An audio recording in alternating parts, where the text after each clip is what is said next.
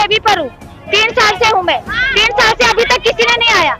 हर floor पे मैं पहले माले से चढ़ते आ रही हूँ, पहले माले से ऑफिसर आ रहे हैं, पैसा लेके जा रहे।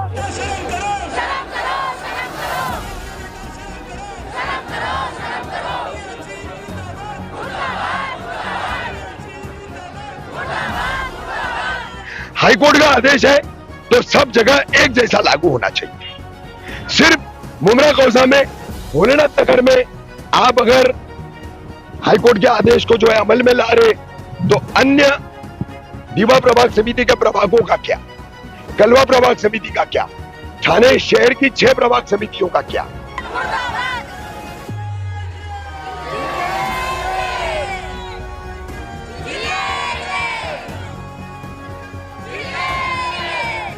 कुछ विशिष्ट लोगों ने यहाँ के पर्टिकुलर मुस्लिमों के रहने वाली बिल्डिंग्स, मुस्लिमों द्वारा बनाई गई बिल्डिंग्स, सिर्फ उनकी शिकायतें की है। रूम लिया है, मतलब 22 लाख का लिया हम लोग ने भी, लेकिन अभी तक हम लोग को मालूम नहीं था कि वो टूटेगी करेगी, कैसा कुछ भी नहीं हुआ था, लेकिन अभी सब ऐसा तोड़ रहे हैं। मतलब आपको भाई छत के बदले छत चाहिए। न्यूज़ 14 सच के साथ।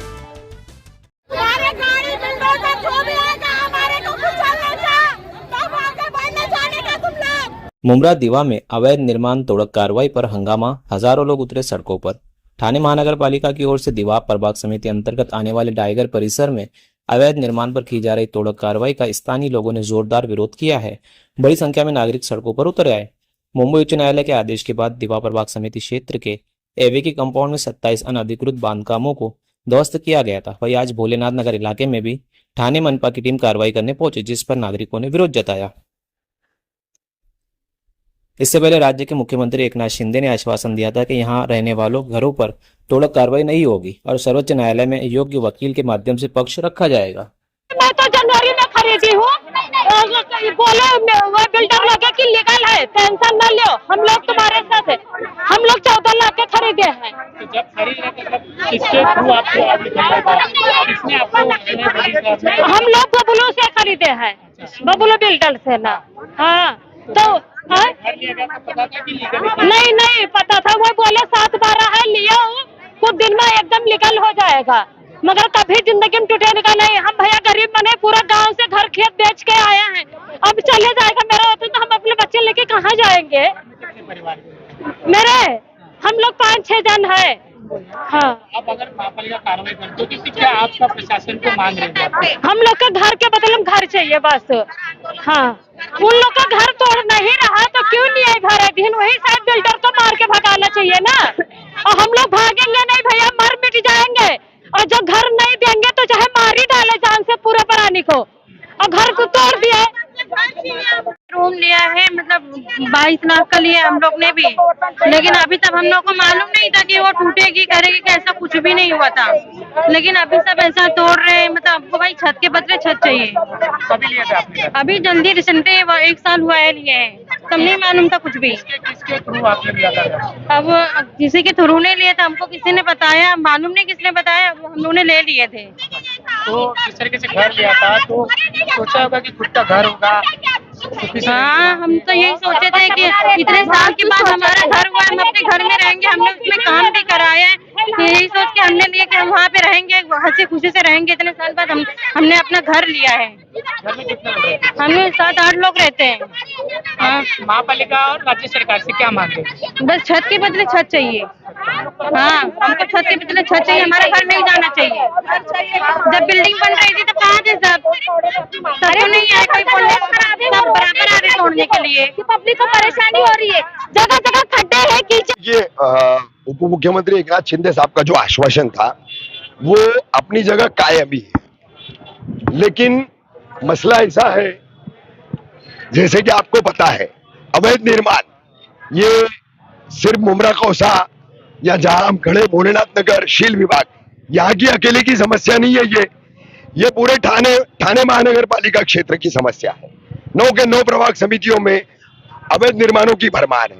तो ऐसे में जो आश्वासन उप मुख्यमंत्री साहब ने दिया था, और उन्होंने एक वकील भी दिए हैं जो काम कर रहे हैं, लेकिन सुप्रीम कोर्ट का प्रोसेस है, वहां पर पिटीशन जो फाइल करना है, कानूनी आधार ऐसा होना चाहिए जिसके चलते स्टे मिल जाए, स्थगन आदेश मिल जाए। तो वो आधार बनाने के लिए तमाम 9 प्रभाग समितियों के वार्ड काउंसिलों के जितने भी कागजात है वो उन वकीलों के पास जमा हो रहे और उसके आधार पर वकील अभी ड्राफ्टिंग कर रहे हैं। तो ये थोड़ा सा टाइम लगने वाला प्रोसेस है, लंबा थोड़ा सा समय लगेगा इसमें। और उसी दौरान हाईकोर्ट के आदेश की आड़ लेकर के ठाणे महानगर पालिका यहां पर तोड़ू कार्रवाई लगातार कर रही है। तोड़ू कार्रवाइयां अन्य जगह भी की जाती है। देखिए, हाईकोर्ट के आदेश का यहां पर खड़ा हर एक आदमी सम्मान करता है, कोई भी हाईकोर्ट के आदेश के खिलाफ जाना नहीं चाहता है।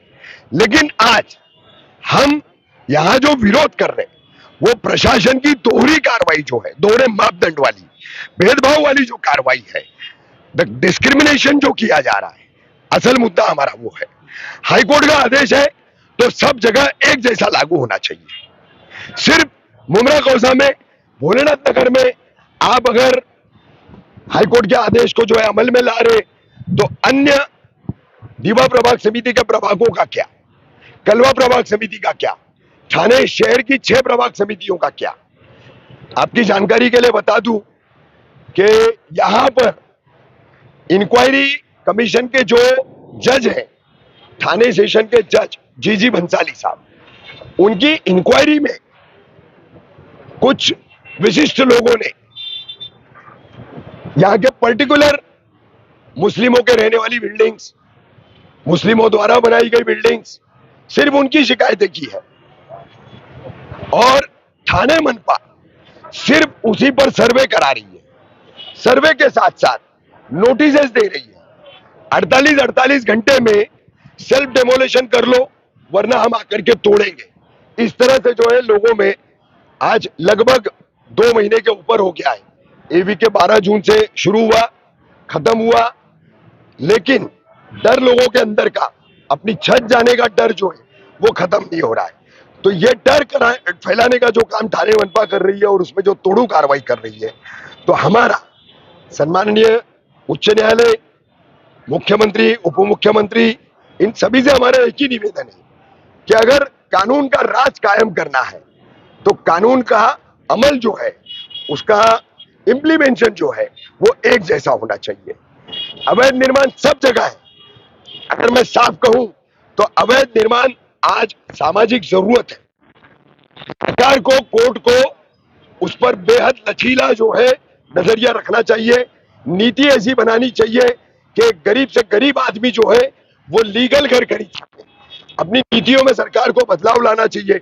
डेवलपमेंट कंट्रोल रेगुलाइजेशन जो है, जिसके ऊपर मुंबई, ठाणे, नवी मुंबई, ये तीनों मनपाओं का डीसीआर पर जो काम चलता है, उस डीसीआर में, एमआरटीपी एक्ट में, बीपीएमसी एक्ट में और फ्लेक्सिबिलिटी लानी चाहिए। इन तमाम कानूनों में, इन प्रावधानों में जब तक आप छोटी सी छोटी जगह पर अनुमति लेकर के, परमिशन लेकर के एक आदमी अपना मकान बनाने की वो परमिशन हासिल नहीं कर सकता, तब तक ये इल्लीगल का मसला खत्म होने वाला नहीं है।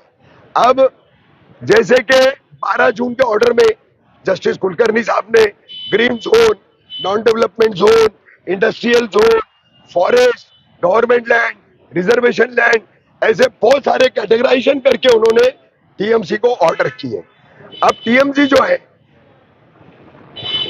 इंक्वायरी कमीशन की शिकायतों के आधार पर अभी तक जहां जहां टीएमसी इस तरह की कार्रवाई, एवी के छोड़कर जो फिरोज बदरुद्दीन खान का पिटीशन है 4051, उसके बाद छतराबाई अलीमकर का पिटीशन है जिसमें पिटीशनर ने कोर्ट में जाना भी छोड़ दिया है। उन्होंने विड्रॉल मांगा था, वो पीछे ले रहे थे अपना पिटीशन, उसके बावजूद 226 में कोर्ट ने उनको अनुमति नहीं दी। ये चंद बिल्डिंगें छोड़ करके ठाणे मनपा अन्य बिल्डिंगों को निशाना बना रही है, नोटिस दे रही है। खान कंपाउंड में इतनी सारी इमारतों को दी है, खरडी रोड में दी है, अचार गली में दी है, सारा कंपाउंड आगे जो है जहां भोलेनाथ नगर है, ये पूरा पट्टा आगे का है। तो भाई आप 100 से 150 बिल्डिंगें तोड़ करके इन परिवारों को बेघर करके रोड पर ला करके क्या साबित करना चाहते हैं? देखिए, कानून जो है, मैं ये मुहिम जब से हमारी छिड़ी है मेरा एक ही कहना है, कानून इंसानों के भले के लिए बनाया जाता है, इंसानों को बर्बाद करने के लिए नहीं। भाई क्राइम कोई कर रहा है, आप सख्त से सख्त कार्रवाई करो। हम बलात्कारी के लिए फांसी की सजा मांगते हैं, मासूम बच्चियों की जिंदगी बर्बाद करने वालों के लिए हम सीधा सीधा कहते हैं कि इसको चौराहे पर लगा करके गोलियां मार दो। लेकिन यहां पर जो कानून है, तो ये कानून बेघर करने वाला, घर बसाने वाला कानून सरकार कब लाएगी? सरकार को चाहिए कि आप नीतियों का बदलाव करें। ये जो कुछ भी आपकी निर्माण कार्य करने की या बांधकाम करने की अनुमति देने की प्रोसेस है, उसको लचीला कीजिए, नहीं तो आने वाले दिनों में ये समस्या और बढ़ती जाएगी।